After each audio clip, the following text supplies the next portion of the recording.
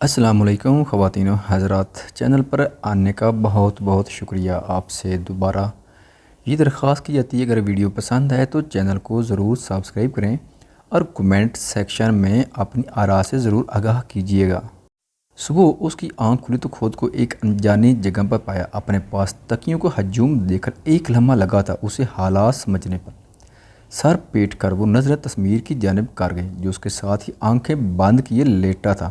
اسے دیکھتے ہی کبریٰ بے اختیار منہ دوسری جانب کر گئی تھی۔ وہ جتنا خڑوس وہ جاگتے ہوئے لگتا تھا اتنا ہی معصوم وہ اس وقت وہ اسے سوتے ہوئے لگا۔ سب سوچیں جھٹک دی۔ وہ واش روم میں بند ہوئے۔ البتہ یہ سب اس کے لیے بالکل مختلف تھا۔ اس کے سوٹ کل ہی تصویر کی الماری میں سیٹ کر دیے گئے تھے۔ کچھ دیر بعد وہ فریش سی ڈارک گرین کلر کا سوٹ زیب تن کیے گیلے بالوں کو کھولا چھوڑے وہ شیشے کے سامنے آئی۔ نظر سامنے لیٹے تصویر پر گئی جو ابھی تک نیند کی وادیوں میں گم تھا۔ کچھ ہی دیر میں اس کی آنکھ کھلی تو سامنے نظر سیدھے شیشے کے سامنے کھڑی ایک لڑکی پر گئی۔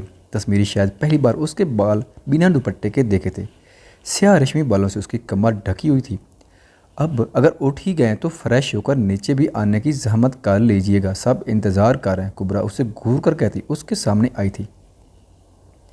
اچھا جا رہا ہوں، زیادہ بیوی بننے کی کوشش مت کرو، تصویر منہ بسورے کہتا واش روم میں بند ہوا تھا۔ بہت جلدی نہیں آنا ہوگا آپ کا، تصویر صاحب اسے ناشتے کی ٹیبل پر لیٹ آتا دیکھ آغا جان ابرو اچکائے بولے۔ وہ اصل میں آغا جان یہ آپ کی پوتی ہے نا، بہت ہی زیادہ ٹائم لیتی ہے تیار ہونے میں نے تو کہا تھا اسے کہ پہلے مجھے واش روم جانے دے، میں تو 2 منٹ میں تیار ہو جاؤں، لیکن اس نے شوہر کی بات نہیں مانی۔ جب تخیر آپ سے معافی چاہتا ہوں آئندہ میں اسے جلدی اٹھنے کا کہہ دوں گا۔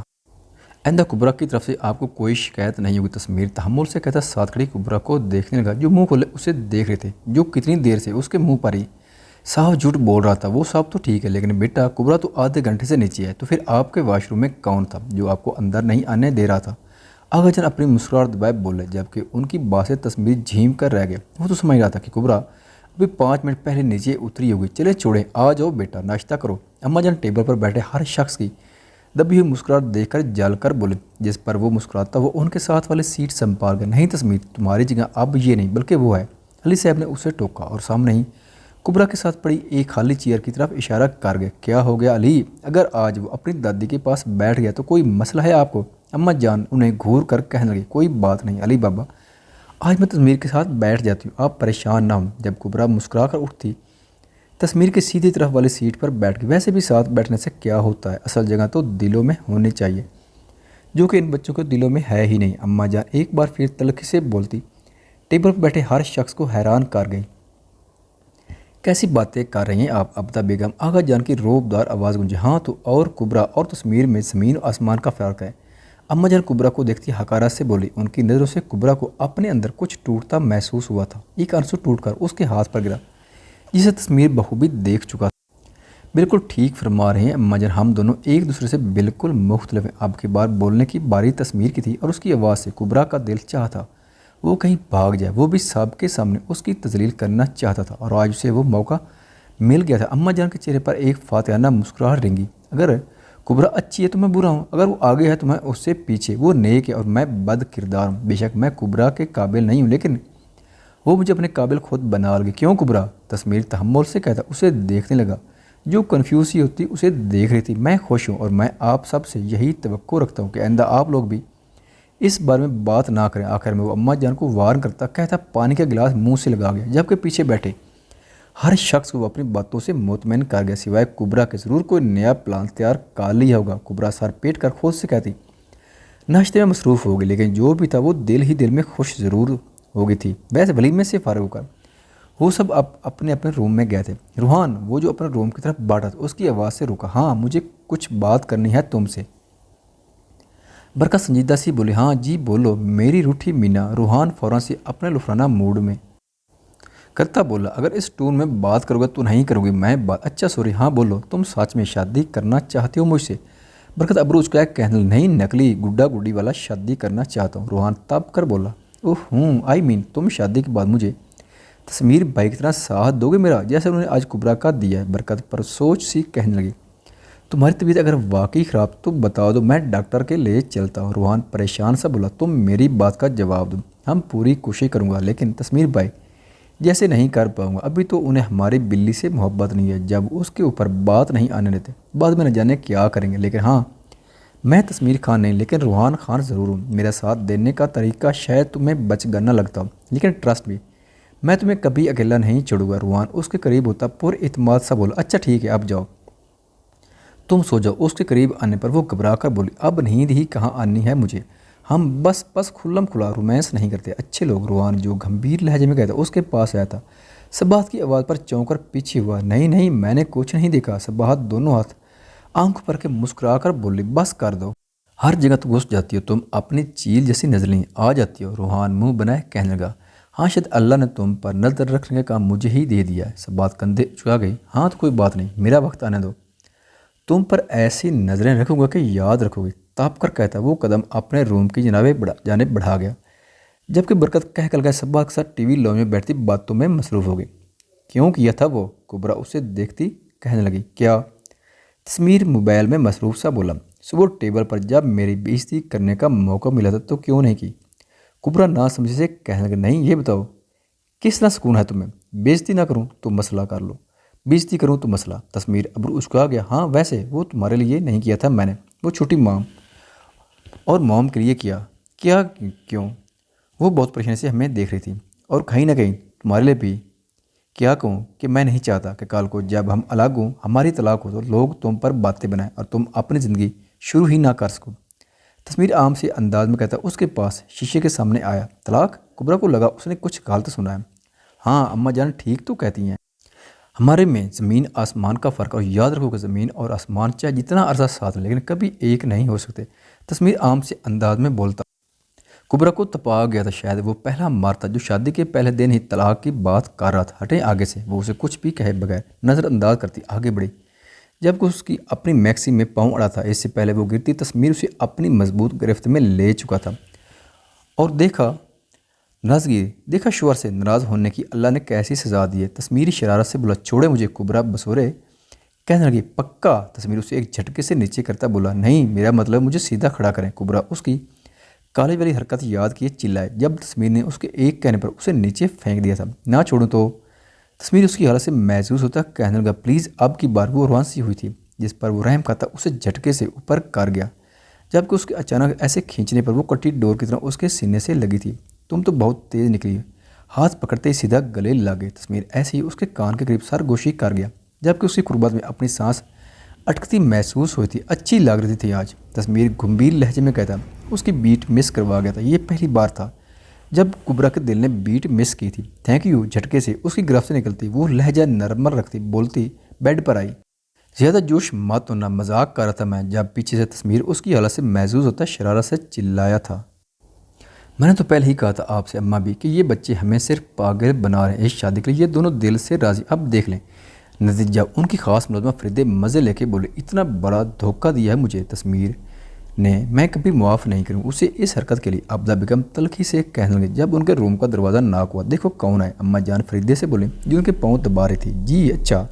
بے دلی سے اٹھتی وہ دروازہ کھول گئی جہاں تسمیر کان کی لو مسلطہ اندر داخل ہوا۔ تم جاؤ باہر۔ اندر آتے ہی وہ فریدے سے بولا جو اس کے اندر آتے ہی مزے سے دروازے کے کنارے کھڑی ہو گئی تھی، لیکن اس کا پہلا جملہ سنتے ہی وہ منہ بسو کر باہر نکل گئی۔ اماں جان، تسمیر ان سے مخاطب ہوا، ہمیں آپ سے کوئی بات نہیں کرنی، آپ جا سکتے ہیں۔ اماں جان کروٹ لیے کہنے لگی، چلیں ٹھیک ہے، جیسے آپ کی مرضی۔ تسمیر کندھے اچکا کر کہتا دروازے کی جانب قدم بڑھا گیا۔ رکیں۔ اماں جان سٹپٹا کر بولے، وہ بھول گئی تھی کہ تسمیر خان کو عادت نہیں تھی کہ وہ کسی کے نخرے اٹھائے۔ اگر آپ اس شادی سے خوش تھے تو ہم سے تو سچ کہہ رہے تھے، ہم کون سا آپ کی خوشیوں کے دشمن ہیں؟ اماں جان خفگی سے بولے، ایسی بات نہیں اماں جان، وہ سب میں نے اس لیے کہا کیونکہ میں نہیں چاہتا کہ اگر ہماری ڈیورس ہوتی بھی ہے تو کل کو کوئی کبرا کو غلط نہ سمجھے۔ ویسے بھی طلاق کی وجہ جو بھی لوگ ہمیشہ کہتے لڑکیوں کو ہی غلط ہے، اور میں نہیں چاہتا کوئی کبرا کو بلا وجہ غلط کہے۔ تسمیر عام سے انداز میں کہنے لگا، کیونکہ آخر تمہیں اس بات سے کیا مطلب کہ کوئی کبرا کو برا کہے یا اچھا، تم کیوں اپنے سر برائی لینا چاہتے ہو؟ اور مت بولو، اگر تمہارا یہی رویہ رہا تو وہ لڑکی تم سے امید لگا کر بیٹھ جائے گی۔ لڑکیوں کو محبت سے زیادہ عزت پیاری ہوتی ہے، پھر تم کیوں اس کی اتنی حمایت لے رہے ہو؟ کیونکہ مجھے دنیا کی نظر میں برا بننے سے فرق نہیں پڑتا۔ تسمیر خان تو شروع سے سب کے لیے برابر ہے، لیکن وہ ایک نیک لڑکی ہے، میں اسے بدنام نہیں ہونے دوں گا، اتنا کام ظرف نہیں ہوں میں۔ ہاں واقعی تم کم ظرف نہیں ہو، لیکن تسمیر خان اتنے بغیرت کیسے ہو گیا کہ جس لڑکی نے اس کی عزت کی دھجیاں اڑا دی، کالج میں ہر ایک کی زبان پر ہے کہ اس نے تم پر ہاتھ اٹھایا، جس لڑکی نے تمہاری عزت کی فکر نہیں کی، تم اس کی عزت بچانے پر لگے ہو۔ اماں جان نے جیسے اس کی دکھتی رگ پر ہاتھ رکھا تھا۔ یہی تو کرتے ہیں لوگ، کسی کے راز پتہ لگتے ہی اسے ہتھیار بنا کر ان کے خلاف محاذ بنانے کی تیاریاں شروع کر دیتے ہیں۔ آپ کو کس نے بتایا؟ نام بتائیں مجھے، میں زندہ دفن کر دوں گا اسے۔ تسمیر گر رہا تھا، جس پر دروازے کے باہر کھڑی فریدے سہم کر رہ گئی۔ مجھے کہاں سے پتہ لگا؟ یہ بات تم چھوڑو، تم مجھے میری بات کا جواب دو۔ خانوں کی اولاد کب سے اتنی بغیرت ہو گئی کہ ان پر عورتیں ہاتھ اٹھانے لگے؟ بغیرت نہیں ہوں جب بھی چپ ہوں۔ آپ بتائیں، خانوں کی اولاد جب سے اتنی بغیرت ہو گئی ہے کہ غیرت کے نام پر بدلے میں عورتوں پر ہاتھ اٹھائے؟ تمسیر دڑ جبکہ اس کی داڑھ سے اماں جان دل تھام گئی۔ اب کیا ہوگا بی بی؟ یہ تو کبرا پر بات آنے ہی نہیں دے رہا۔ اگر ایسا ہی چلتا رہا تو آپ کا پلان تو درے کا دھرا رہ جائے گا۔ فریدے ان کو مزید لگا گئی۔ دفع ہو جاؤ تم یہاں سے، اس سے پہلے میں تمہیں ہی کچھ کر دوں۔ اماں جان کے چلانے پر وہ باہر کی طرف بھاگی تھی۔ اٹھو یہاں سے۔ روم میں آتے ہی اسے مزے سے لیتا دیکھ وہ غصے سے بولا، کیوں؟ کس خوشی میں؟ کبرا ابرو اچکائے کہنے کہ میں آج یہاں سوؤں گا بس۔ تسمیر گر رہا تھا، اسے اماں جان کی باتیں اب تک اپنے کانوں میں گونجتی محسوس ہو رہی تھی۔ جب کبرا اسے کچھ بھی کہے بغیر اٹھ کر کمرے سے باہر قدم بڑھا گئی، کرتی رہے موڈ خراب۔ اب اسے دکھاؤں گا میں بھی کہ زندگی جہنم ہونا کسے کہتے ہیں۔